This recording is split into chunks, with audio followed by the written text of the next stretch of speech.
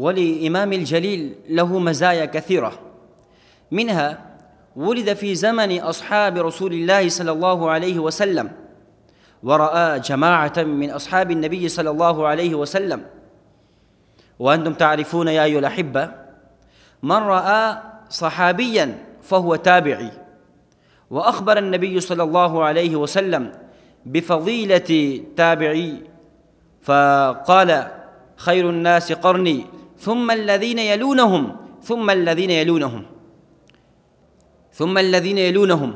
مراد الأول زمن التابعين، وثم الذين يلونهم الثاني مراد الثاني زمن أتباعهم.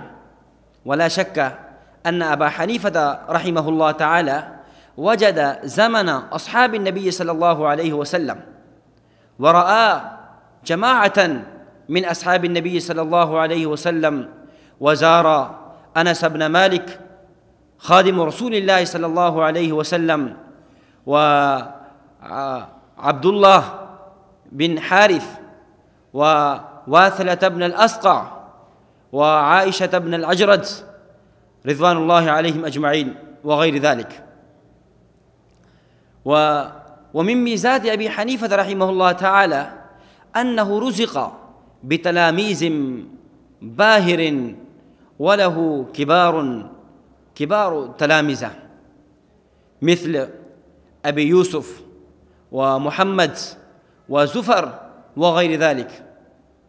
وكما قيل أن الشجرة تعرف بأثمارها، ولا شك هؤلاء التلامذة مثل محمد بن الحسن الشيباني الذي ألف 6 كتبا، وهذه الكتب يعد من أمهات كتب الفقه الحنفية.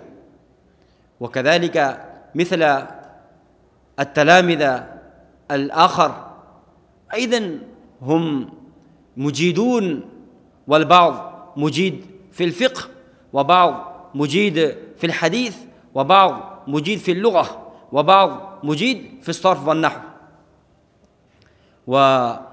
والناس يعرفون أن الإمام له قدرة فائقة على المناظرة والمناقشة، حتى ناقش وناظر الملاحدة والروافض والخوارج وغير ذلك الذين ينكرون الله تبارك وتعالى. وكان أبا حنيفة رجلا زكيا ورجلا لبيبا سريع العقل وسريع الفهم، حتى اشتهر قصص ذكائه على ألسنة الناس. فأنا أكتفي بقصة واحدة التي تدل على ذكاء أبي حنيفة رحمه الله تعالى. مرة من المرات دخل اللصوص على رجل، فأخذوا ثيابه واستحلفوه بالطلقات 3 ألا يخبر بهم أحدا، فأصبح يرى هذه اللصوص يدورون في الأسواق ويبيعون ثيابه، ولا يستطيع هذا الرجل أن يخبر بهم. فجاء إلى أبي حنيفة رحمه الله فسأله، فقال: أحضرني من أكابر حيك. فأمرهم أن يجتمعوا في موضع واحد، فيخرجون واحدا واحدا، فيقال له: هذا لصك؟ إن لم يكن فتقول لا، وإن كان هذا اللص فتسكت. ففعل مثل ما قاله أبو حنيفة رحمه الله تعالى، فأخذ اللص فرجع ما أخذ وما سرق من ثيابه. فسبحان الله، هذه زكاوة أبي حنيفة رحمه الله تعالى.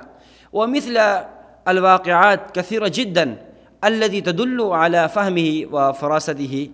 فنسأل الله تعالى أن يرفع درجاته في أعلى عليين.